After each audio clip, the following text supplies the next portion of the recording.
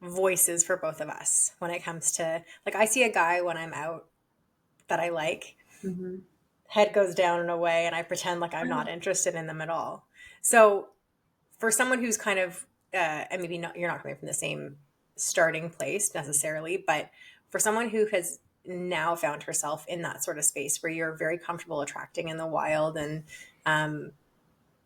how do you show up, or what advice would you give to women like Meg and I who are trying to kind of break, this isn't the right way to say it, like break the fourth wall almost between who we are in our past and who we want to be out in the world as it relates to dating?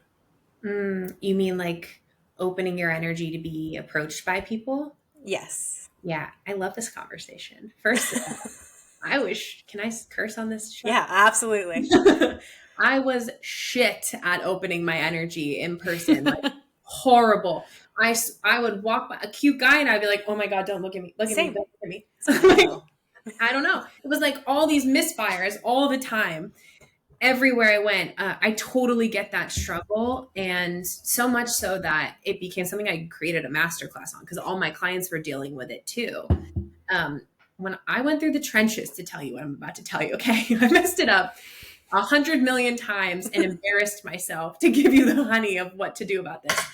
So first and foremost, I think men right now are pretty nervous to approach women because they're suddenly becoming aware of how they can make women feel unsafe. And that's a good thing that they're creating that awareness. The hesitancy to approach has women a little bit confused because they're like, wait a minute, I just want you to know that I want to be safe. I don't want you to not approach me. I just want you to have better attunement for when to approach me. And what you do in that approach matters, you know? But I find that a lot of men are holding back. And so the generous perspective for women is to learn how to open their energy to be more approachable.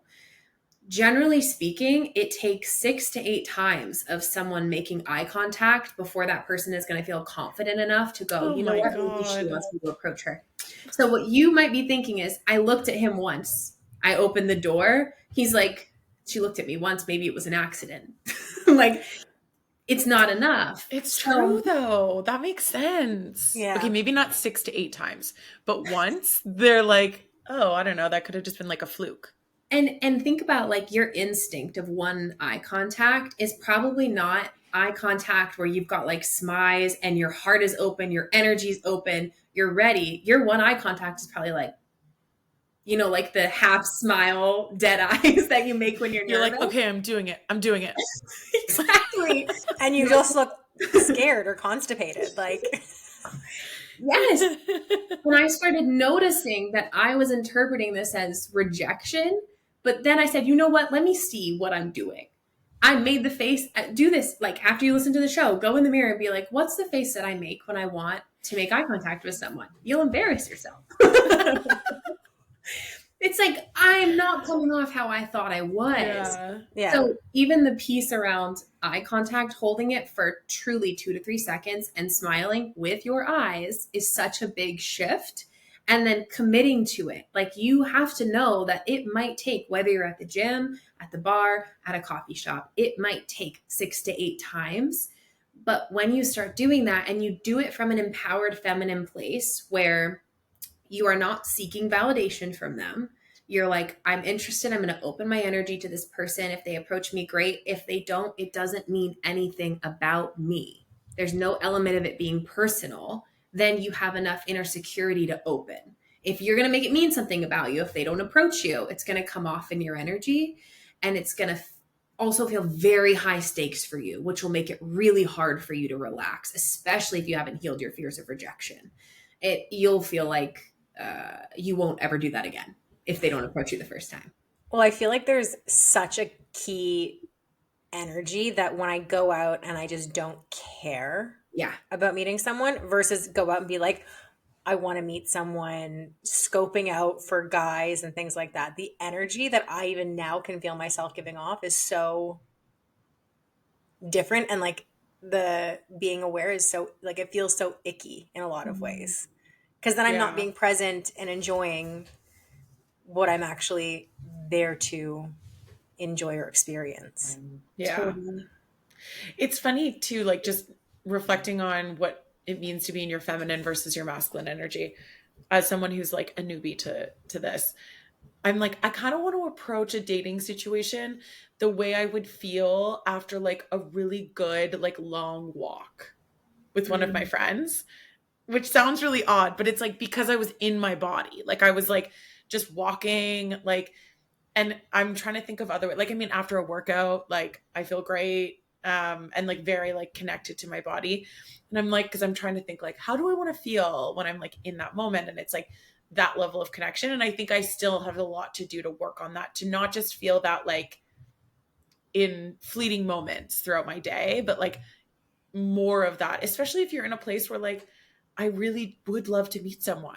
So I want to be feeling like that more so that when I'm going to a coffee shop or walking into my office or whatever, like I'm not just doing the weird beady eyes where I spend like 1 second looking at someone and then looking away. It's fascinating. We just did an episode on romantic comedies and different expectations and thoughts around dating, and also where we're both at with our dating right now. And one thing that I have said repeatedly on the podcast is I just want to be pursued. And I feel like in most of the situations that I've dated, like the guys that I've dated, is not happening, or I maybe feel like I'm the one chasing or fixing or changing my boundaries to keep them interested. So in order to transition to someone who does get pursued, what are the steps that someone like Meg and I could take to start making that transition? I love this conversation. I love it because nothing is easier, truly. And I don't think women realize how easy it is to shift the dynamic you're experiencing to be that of being pursued. The first thing we would have to look at is self-worth and your relationship to love. This is the really hard, nitty inner work that is just not fun. It's emotional and messy and can't be avoided. That's the dirt in the water, you know? So if there's parts of you, and there typically are for high achievers, maybe not, you know, you, Nicole or Megan, but typically in high achievers, a part of us that is really willing to prove our worth and to chase love and affection and to earn it. So, and we've done that in work, and we did that probably, take a wild guess, in our family homes where achievement was really praised, being a good girl was really praised, be easy to love, be the mediator, oldest child syndrome. Like these are all themes that I see kind of weave in, which creates these really powerful, successful women who feel really stuck in their masculine, disconnected from their body, wondering why they're struggling in their relationships because they're doing everything right. Yeah. So it's that first, like, let's be honest about emotionally, what am I available for? What dynamics am I actually available for? Because there was a part of me when I was doing that was available to prove it to you that I was worth choosing. I'm going to prove I can fix you. I can save you. I can earn your love. I can be the most easy, amazing girlfriend and give so much before I'm even your girlfriend. Like I'll prove to you that, you know, I'm worth choosing. And it's so well-meaning because it feels generous, but it's actually wounded feminine. Empowered feminine stands in her worth and says, let's see if you are on the level of me feeling safe enough, open enough, drawn to you enough that I open my heart and I start giving you my feminine heart. So it's not that she's guarded. She lets him earn it. She inherently sees herself as a woman of value who, yes, is capable of fixing, saving, wouldn't do it because she's not going to do the wounded stuff, but she knows her energy is powerful. The asset that the feminine is to a relationship, you will 10x everything in that man's life. All the good things, you give him ideas, you'll help him heal, you'll get him in touch with his body. Like I know it. Because you have a big, beautiful, generous heart. So part of it is discernment around who you give that to and healing the way that you connect with love. And then really holding that standard for shifting that orientation. I don't like to say I'm the prize, but like I know the value I have as the feminine partner in a relationship. Let me make sure that the people who are approaching me, are they on the same level of as me in terms of intimacy and relationship skills? not on the same level like hierarchy, because I'm so over women being like, oh, he's just not on my level. I just can't stand it. But can they provide the relationship that you're looking for? Are you guys aligned? And then letting them come forward and vetting that out over time. You just can't perform it. It's like you have to get to the root of the self-worth piece before that feels accessible. So makes sense. Wow. I feel like No, it makes complete sense. So much sense and is blowing my mind. Okay, so I'm going on a first date tomorrow. And therapy tomorrow, first date tomorrow. News to Nicole. Love it. What did you say? Sorry, Bri, what did you say? Nicole has somatic therapy tomorrow and you Yeah. So what would your recommendations be for someone who's like going on a first date and wants to get more in touch with their empowered feminine energy before a first date? Like what would some habits be that I could pick up? Yeah. Okay. First thing I would do is find, whether it's your own affirmations or even like on YouTube, there are so many cool creators who do this, feminine energy affirmations that say things like, I know my value, even not like, I know I'm the prize, but like, there's probably going to be some of that in there. I'm the prize, right? I know what I bring to the table. My energy is the warmth and the color and the play. And I break up the masculine energy in this man's day, like really grounding into, you are the woman on this date. You bring the feminine energy, your womanhood, your play, your color, your laughter. Like this man has been hustling all day and then he gets to be around you and feel your emotions and your sensuality and your presence and your body. Like walk in knowing what you're bringing to that dynamic is an itch that he can only scratch in one place, right? So having that grounded feels so good, doesn't it? Yeah. It's like, wait a minute, I don't need to chase this person's love. It immediately shifts you. So if there's an affirmation track that feels good to you, you could even take everything I just said, whatever landed with you, say it out loud to yourself in a voice note on your phone and play it over and over and over again. Come up with your own affirmations that you say to yourself with conviction. Say them in the mirror before you go. Put on your feminine, flowy. I'm a big R&B fan. There's so many feminine types of music in R&B. So something like that would be great.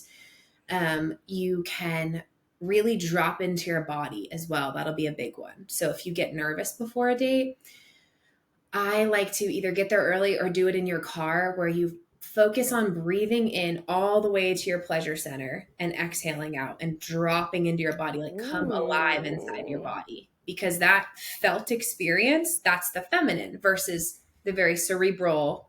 We'll kind of rely on like logic and thinking about things when we're trying to get it right. So you'll be really in your head, but if you can drop into your body, you'll be able to feel your feminine energy come online. So those are kind of like the low hanging fruit, but the biggest thing is going to be that inner work of clearing out all that murky water. Yeah. And that will amplify everything I just said over time. I'm going to be up all night doing the inner work, somatic therapy. Nicole's like, you look really tired tomorrow. I'm like, yeah, no, I was up all night releasing past trauma. Ages 6 to 8 covered. Done. Man, this has been such an eye-opening episode for both of us. So we always tend to end our episodes with one question. So Bri, what does living well mean to you? I would say inner peace. Yeah. If I'm in integrity with my values and ethics and morals and moving on that path, that is living well to me, to put it shortly. I love that. Yeah. It's simple, but good simple. It's like the perfect like articulation of it. Bri, where can people find you? How can they get in touch with you or find you online like I have? So TikTok. I'm at Building Bri, BRI on TikTok. The website is buildingbri.com. And then Instagram, we do a ton of really good free content. I'm on my stories every single day. You will see my face on my story. Talking to you about love, relationships, intimacy, dating, feminine energy, all the things. That's Building Bri coaching. It's the only difference. And then the podcast, For the Love of Men, is so good. I don't know how many male listeners you have, but I would say most of our shows are geared toward men. Some of them are geared toward women. Cool. Yeah, I mean, I do a lot of work with women, but the show, we really aim to support men with this work. So it's kind of like we hit both sides. Well, it's nice to kind of create that space for them for that emotional safety. We just did an episode around the like lonely man epidemic and kind of the approach to all of that. So that's awesome that you do that. We'll make sure to also link all of your details in our show notes too. But this was amazing. Yeah. Thank you for your generosity and your wisdom. Thank you for having me and such great questions. I feel like this was such a good conversation because your questions were so intentional. So I appreciate it. Oh, we're so grateful. Thank you so much. We'll talk to you guys soon. Bye. Bye.